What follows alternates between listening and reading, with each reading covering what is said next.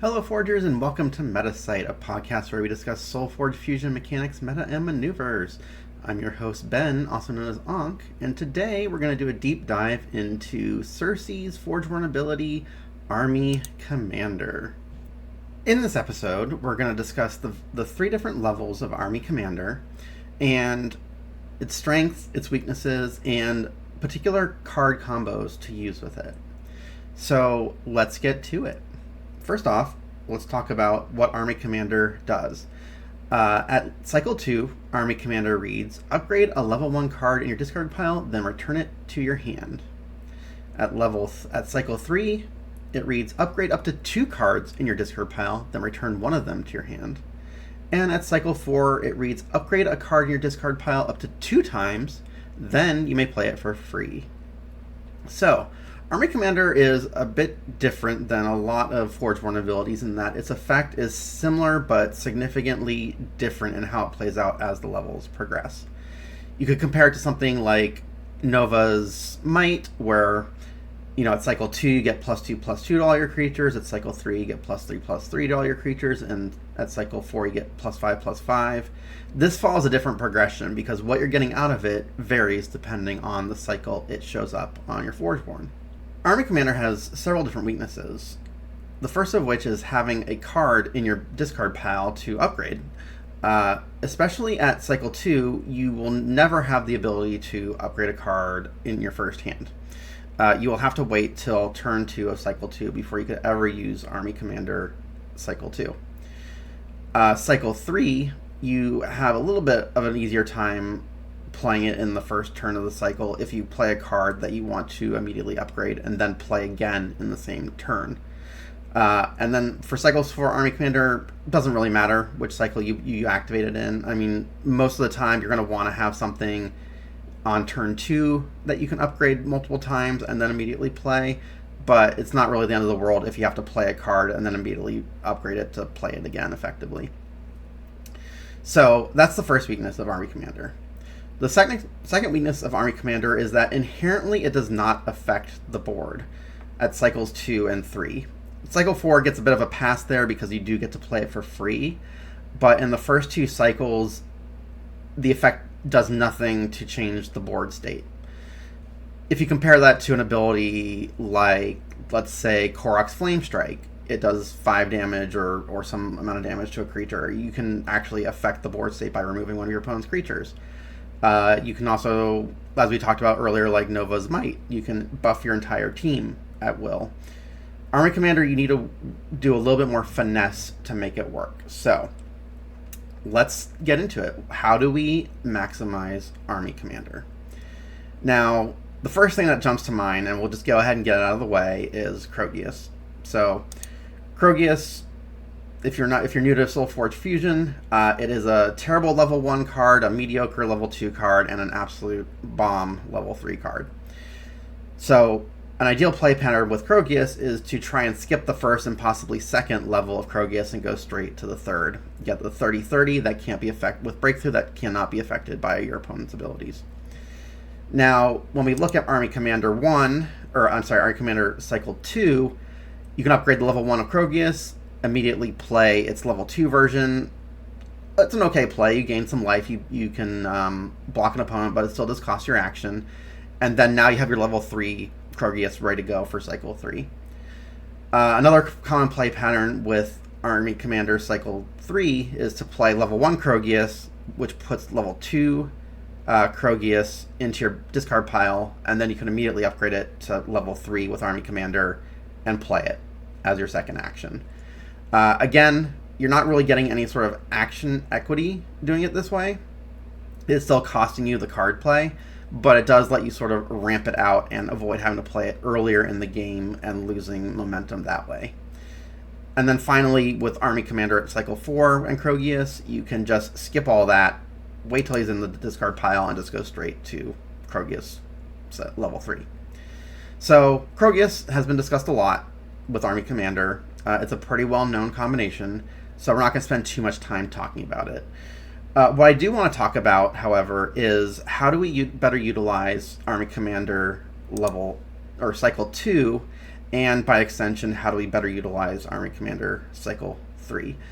Army Commander Cycle 4, we're not going to spend a whole lot of time talking about, because you can always find something in your deck that, upgrading it to level 3 and being able to play it for free is going to be a good play.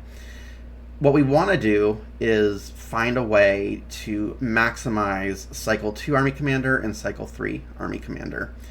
As I said before, one of the main weaknesses of this ability is that you don't directly affect the board. So let's talk about ways to do that. The first category of cards we want to look at are the cards that are terrible at level 1, but actually become effectively free at level 2. So this is going to be a card like Aegis Wings. Aegis Wings is a card that gives your creature an increase in attack and a mobility. Now, at level 1, it's going to cost you an action, but when you get to level 2 and 3 of that card, it's actually a free play.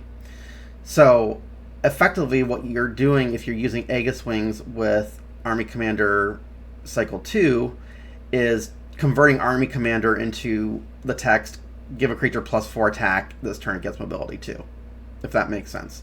You're skipping the first level, you're making Aegis Wings a free play, so you're actually, in a way, affecting the board by skipping its first level. The same holds true for a card like Warmonger Mod.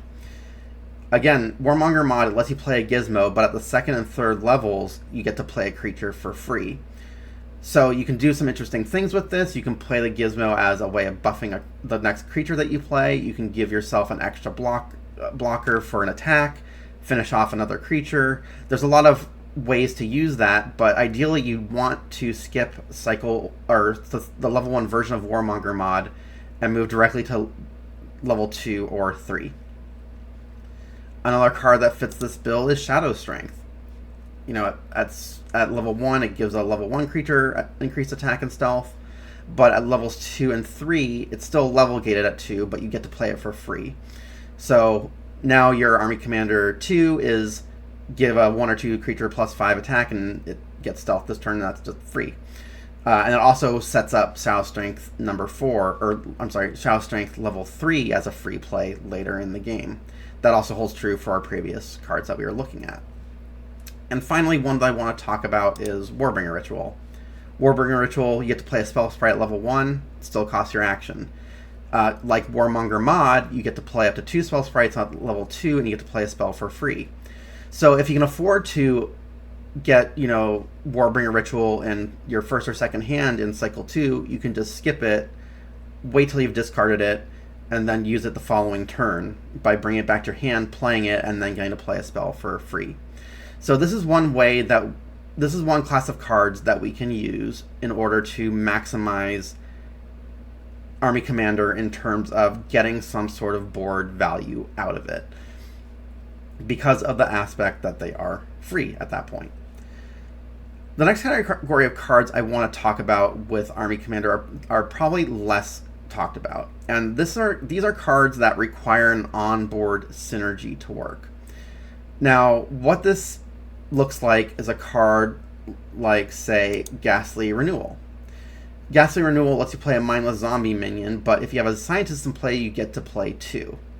Now, when you draw a Ghastly Renewal in a hand, in normal circumstances, and you don't have a way of either playing a scientist or a scientist already on board, it's a fairly weak play, right? But with Army Commander, you get to bank Ghastly Renewal, right? So what you can do is, if you don't have a scientist on board, say it's in your cycle or in your turn 1 hand, you can wait, discard it, and then on your second turn of the cycle, return it to your hand when you do have a scientist in play. Or maybe you have to wait till the third turn of the cycle before you can return it to your hand and make it as a play. But what you're doing with Army Commander in this instance is you're waiting until you have the board condition that allows you to maximize its effect and actually make it a strong enough play to merit the card and the action that you're taking to play it. The same holds true for Nanoswarm. If at level 1, getting a couple gizmos isn't even that great. You actually, getting 2 mega gizmos while you have scientists in play is fantastic. You get a lot of board presence. You can buff a big creature. So, being able to use Army Commander 2 on a level 1 Nanoswarm, when you have a scientist on board, can really swing the way the game is playing out. A third card worth talking about is going to be Lightning Brand. So Lightning Brand is a similar spell. It requires you to have a mage in play to get a free spell out of it. So you get a spell sprite, which is not very exciting, but when you have a mage on board, you also get to play a spell for free. So this also goes into effect with, timing it where you have the right board state and having a second spell in hand. You may find a situation frequently where you draw Lightning Brand, but it's your only spell in hand. Using Army Commander 2, you can time it such that you both have the mage in play and you have a spell in hand in your second or third turn of the cycle. Now, all these cards that I've just talked about also work just as well with Army Commander 3 in the terms of being able to time it when you have the right board state and cards in hand to maximize them. That leads us into another card that needs timing to work effectively, but doesn't necessarily care as much about the board state. And that one is Cercee's Call. So Cercee's Call is an interesting one. The fact is, with Cercee's Call, you want to play it when a significant number of other spells have been played in that turn. Playing it and just getting one mindless zombie or one zombie brute of it is not very effective, but if you can get 2 or 3 or more out of it, then you're really cooking. So if you have Cycle 2 Army Commander, and you know that's going to happen, it may behoove you not to play Cercee's Call in Cycle 1 when you can better maximize it in Cycle 2 by waiting for a turn in which multiple spells are being played. Now, while we're talking about these cards, one thing that's worth mentioning is your forgeborn abilities are one of the most consistent pieces of, one of the most consistent game pieces you have access to every game, right? You always know that you have your forgeborn ability at your disposal no matter what you play. Unlike any different card in your deck, you don't know if it's going to be in your bottom 5, so you cannot guarantee that you're going to draw it. So with a card, with an ability like Army Commander at your disposal, you want to be taking into account when is the correct time to play it, and which cards should I avoid playing the lower levels of in hopes that I can maximize them in my later cycles by using the free upgrade of them through Army Commander. So let's talk about another sort of category of cards beyond the ones that require timing or want to skip the first level. And I guess these are ones that want to skip a first level, but they don't inherently give you a card advantage like cards of... they don't give you a free play like cards such as Aegis Wings or Shadow Strength or Warmonger Mod. And those cards are Steadfast and Ardent creatures. So there are certain classifications of cards, and what we're going to talk about are, first off, we'll talk about Steadfast. So Steadfast is a modifier on a creature that gives it a weak level 1 ability, but a much higher above curve stats at level 2. So using Army Commander 2, we can skip that bad level of the card and ideally get to the Steadfast level 2 to put a much bigger threat on board. Something that's oftentimes more difficult for your opponent to deal with and may take multiple actions to get off the board if they don't have something like, insta-kill spell such as a Dreadbolt. So a Steadfast Tactician with 12 attack and 11 health is going to be a big threat at Cycle 2 that your opponent may require several actions to get rid of. So in that way, you're using Army Commander as sort of a pseudo way of gaining action advantage. The same holds true for Ardent. Again, you have a weak creature at level 1, but its stats are well above curve at Cycle 2 and even at Cycle 3. So this kind of card, when you're playing a game with Army Commander, you may want to consider avoiding playing it in the first cycle in the hopes that in the second cycle you can time the playing of it such that you can get the bigger body at the right time and the right circumstance. This also goes for cards like Moeba. So Moeba, rather than being a modifier, it's a base creature that gets much bigger at level 2. Same goes for the Utera creature Slayer. It has a similar progression to Moeba in that it has a huge jump in stats from between level 1 and level 2, in which case Army Commander 2 will let you get a big advantage in terms of stats right on the board. So these are things that you want to consider when you have Army Commander at your disposal, especially Army Commander 2, which doesn't get a lot of discussion, and why we're talking about it today. Now, there are cards that actually straddle multiples of these categories. We can talk about a card like Duplication Dome.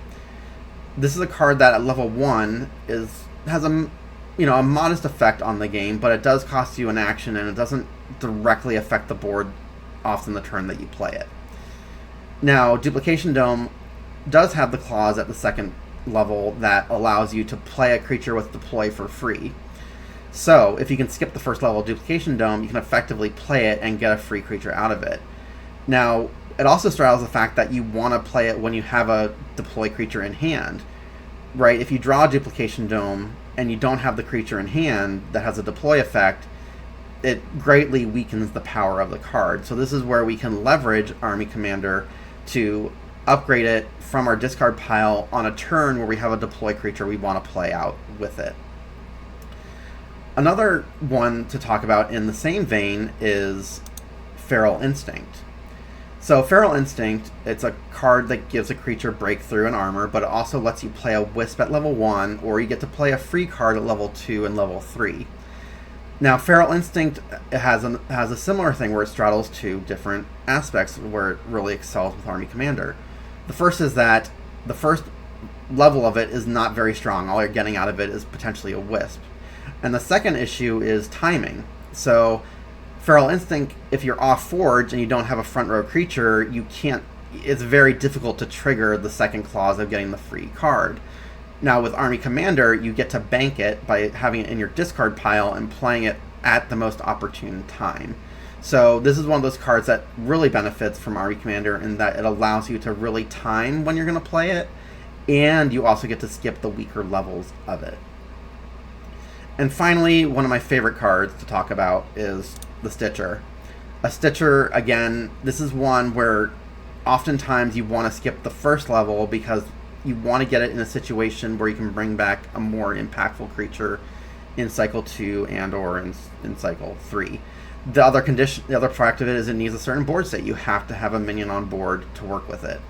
So these three cards that we just talked about, they are cards that care about timing, they care about skipping their levels, they really work with Army Commander in a very strong way. Especially Army Commander 2. Again, Army Commander 4, it kind of does its job all on its own, and Army Commander 3 will often have similar effect of Army Commander 2 in that, you can time when you play them and be able to maximize their effect. Now, there are a couple cards, too, to talk about when we talk about Army Commander 3 that kind of excel, that ramp up at their third level rather than their second level. So I didn't want to skip those. So let's talk about Group Meal. So Group Meal at level 1, you get to upgrade you get to play a mindless zombie, upgrade a level 1 card in your discard pile for each zombie. Level 2, you get to a brute, and then you get to upgrade any card for each zombie. Doesn't have to be a level 1 card. But at level 3, you get to play one of the cards that you upgrade for free. So if you're directly upgrading past Group Meal 2 into Group Meal 3 using Army Commander 3, not only are you getting the Group Meal effect, you're also getting to play a card for free. So that allows us to close that gap of not affecting the board by getting the zombie and the upgrade effectively for free. The same applies to Necromancer. Necromancer in the first 2 levels lets you upgrade cards, but at level 3 you get to play cards out of your discard pile for free. So if you use Army Commander 3 to bring it to level Army Combat Necromancer directly up to level 3, then you get the added advantage of being able to play an additional card, and often that can be the second card you upgraded with Army Commander 3. And finally, let's talk about another card, the Ghoulish Modifier. So similar to Necromancer, you're getting to play a level 1, at level 1, level 2, you're upgrading cards with it, but at level 3, it reads your next level 3 card you play this turn is free. So with our previous discussion, We talked about timing. You'll want to have a level 3 card in your hand when you play the level 3 version. And Army Commander 3 allows you to time when you bring it back to your hand, as well as skip some of the weaker levels of the card. So you're affecting the board, you're increasing your card plays, and you're sort of slingshotting your way to having a much more impactful effect on the game with Army Commander.